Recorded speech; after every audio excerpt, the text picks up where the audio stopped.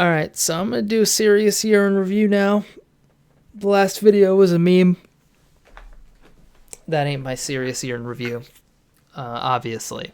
That was just a joke, and I just needed something to talk about while I was opening up Pokemon cards. I'll try and keep this video short, but it's going to be long.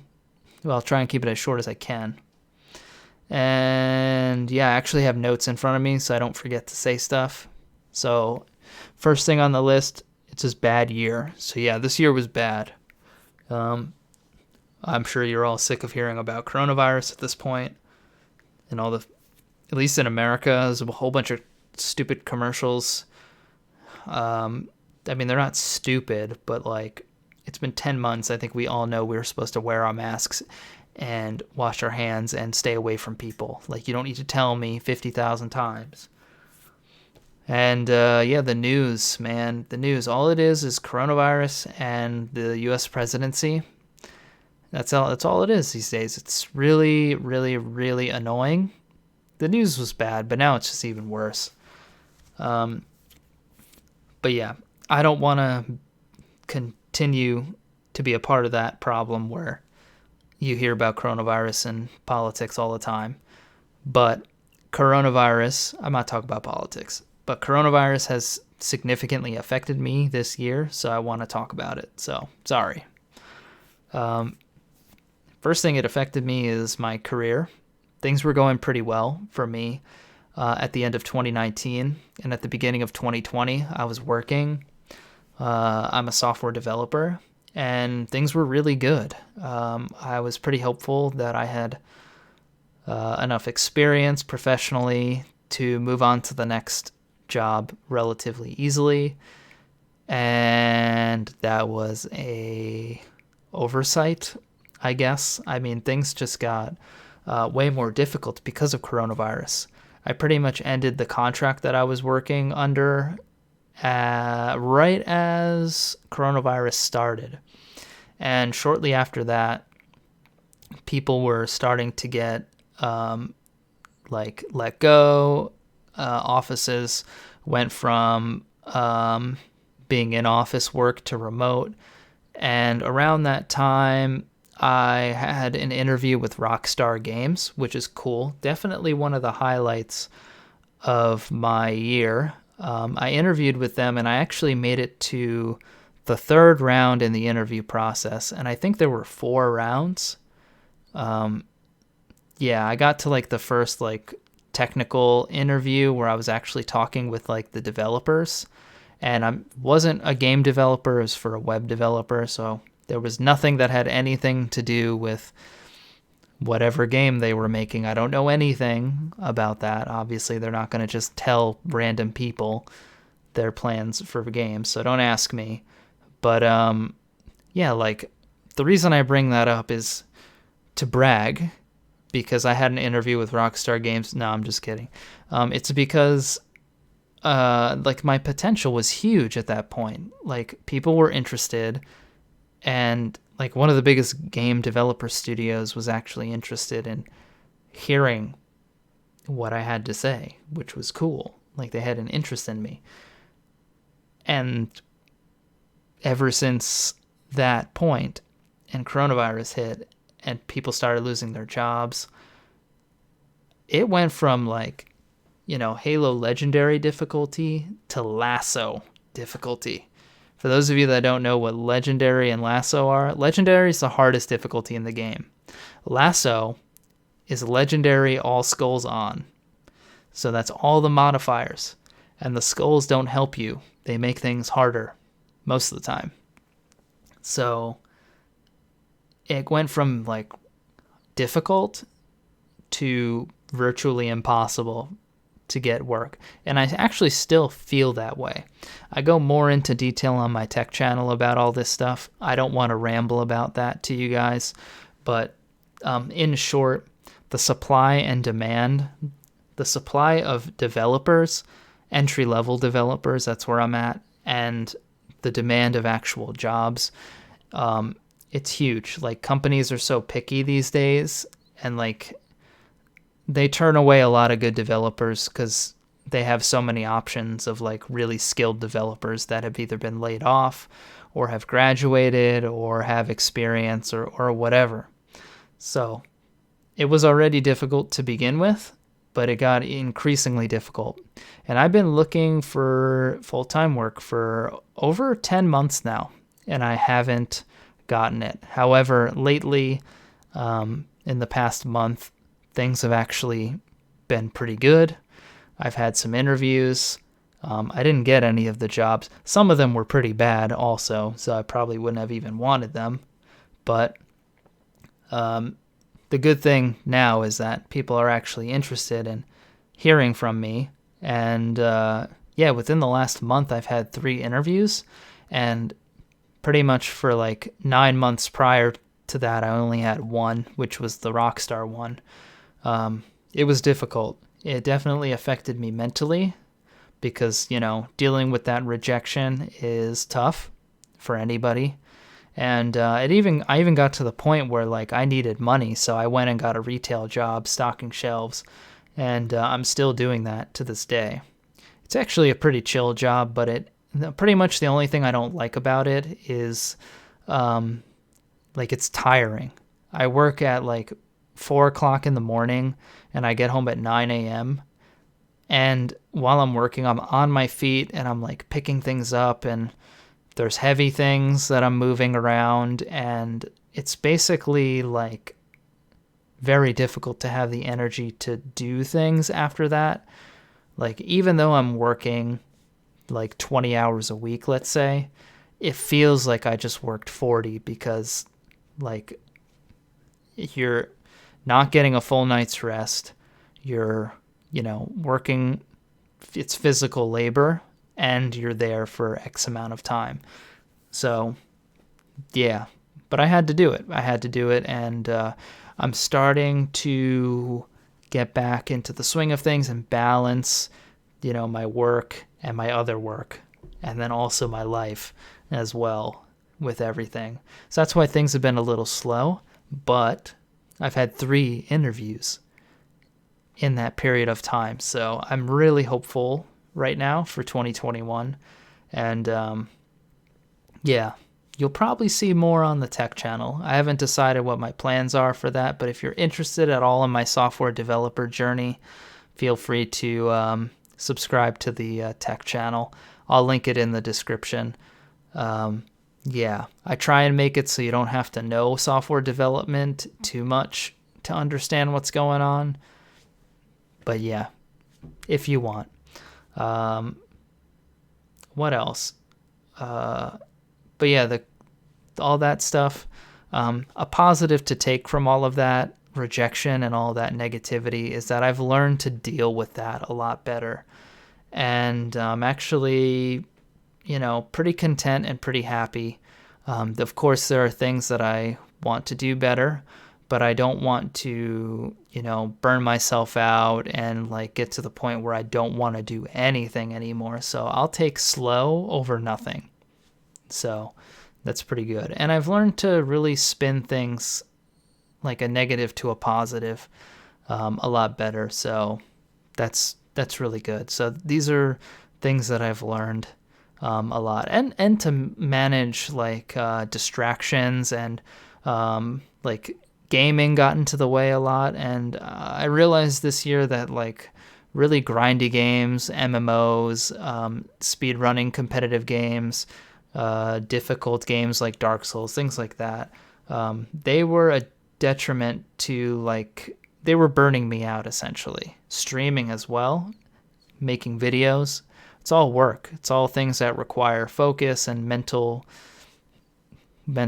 capacity. For any of you that like doubt me, like try this stuff. Like it's gonna feel fun initially, but after a while it starts to feel like work, and then your brain gets conditioned to think that you're actually working, and then you just got finished working, so why would you do something like find a job? You just worked for 7 hours trying to get a Super Mario 64 PB. Why would you spend another 7 hours trying to get a full-time job as a software developer? Things like that.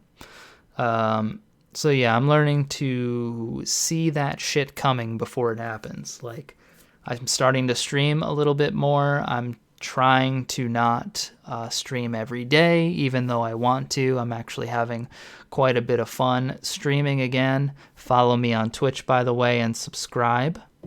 Also, give me all of your money.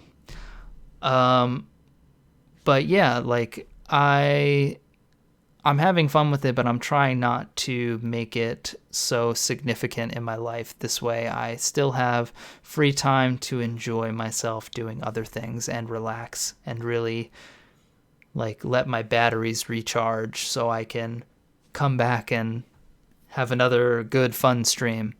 My goal for streaming is to have fun, but we'll get into all that later. Really, the only other thing I want to talk about in terms of coronavirus is just the social nature of being in lockdown and just avoiding people. As an introvert, I felt like, okay, I need a sip of water actually. Hold on.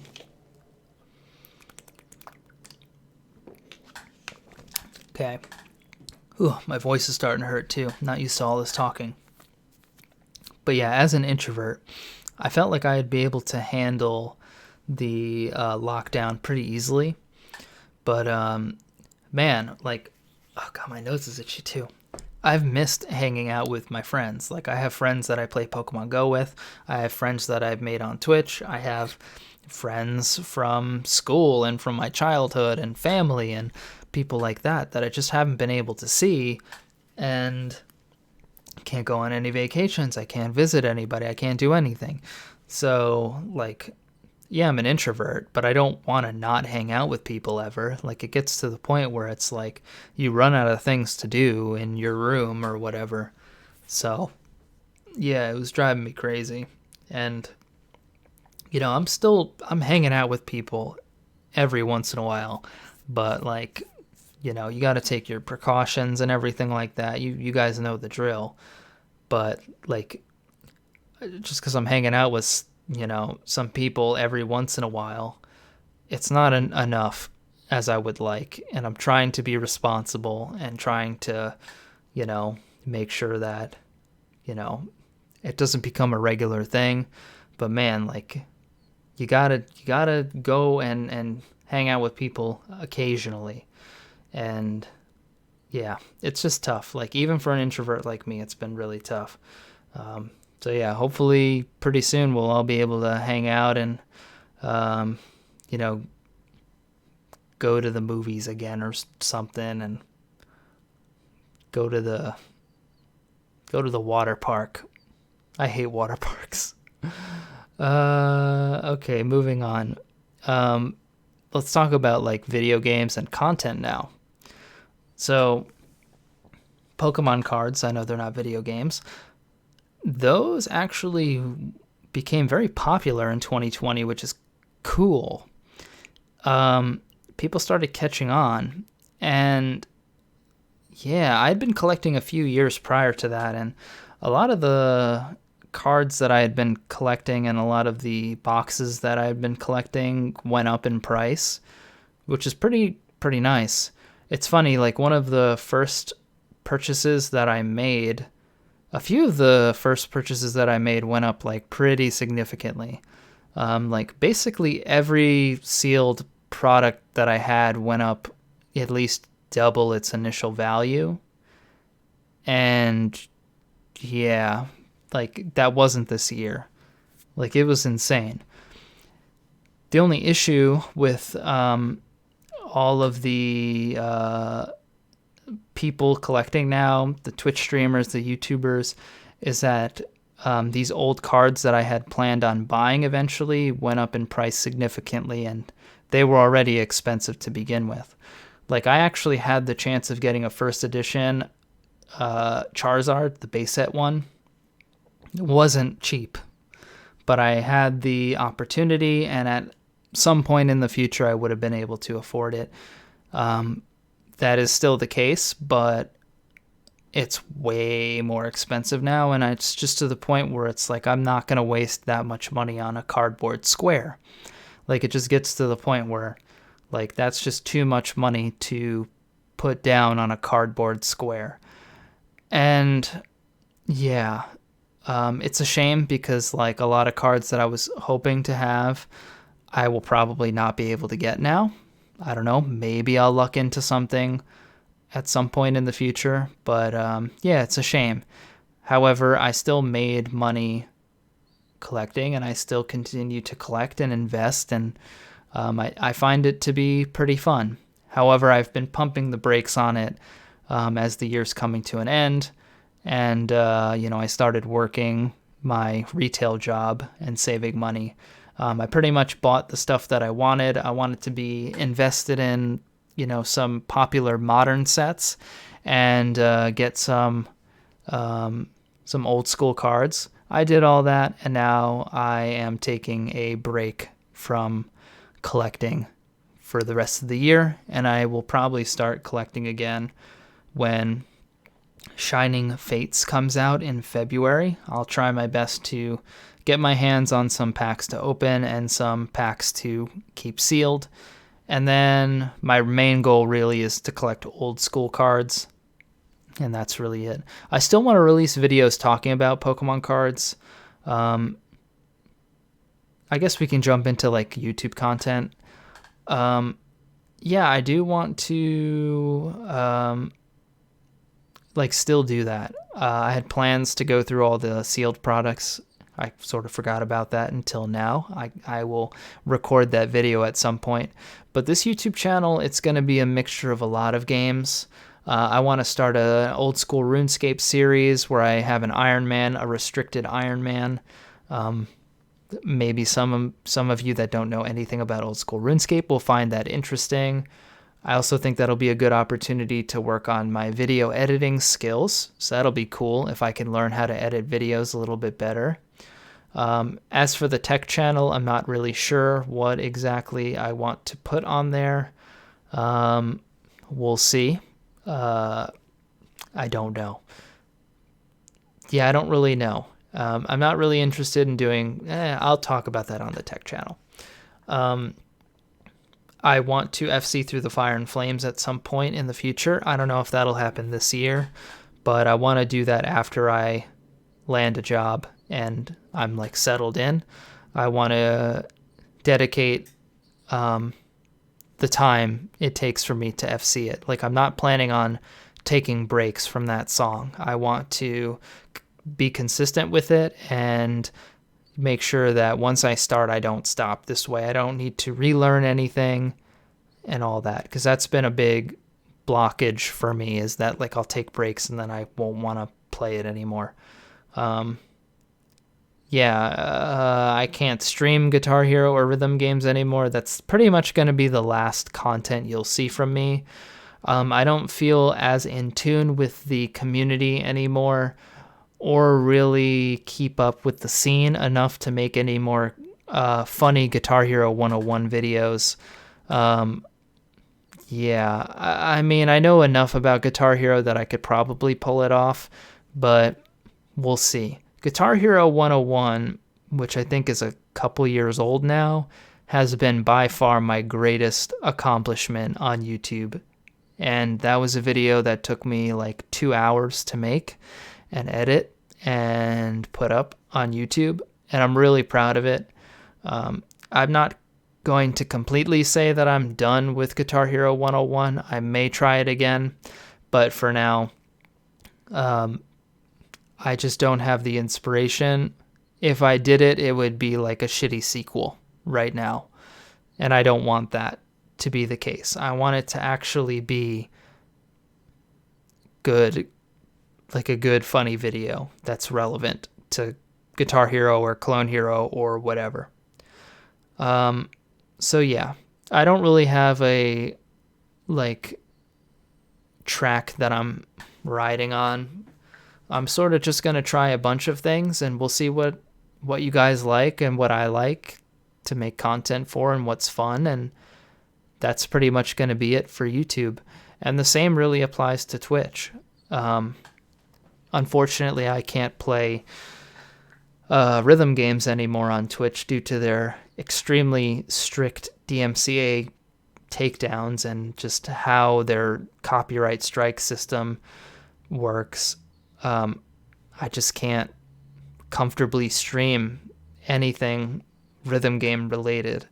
In terms of streaming, I've been streaming more lately, and those of you that watch this video, I'm sure you'll have seen the Twitch streams as well, where we kind of went over all the different kinds of games that I could stream and everything like that. Basically, it's going to be more of what you've seen in the past. It's going to be grindy games. It's going to be speed running. It's going to be a bunch of stuff. We started a Minecraft server as well. I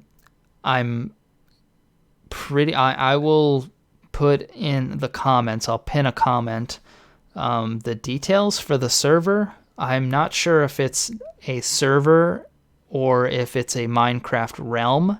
I think it's a Minecraft realm now, and it's not my server, but it's Andy THPS's server, I believe, the Minecraft realm, and we'll figure all that out. Join the Discord. There's a Minecraft channel. Yeah, that'll be that. And yeah, that's pretty much it. We're doing a bunch of stuff on Twitch. Sorry, I hit the mic. It's looking good, and I'm not trying to, stream too much or make too much content. I'm basically just trying to have some fun. It's like a little bit of work here and there, and really I'm challenging myself to strive for partnership. Like when I'm on there, I'm trying to grow my stream. However, my goal isn't to make this anything more than it already is. It's just something for fun for me.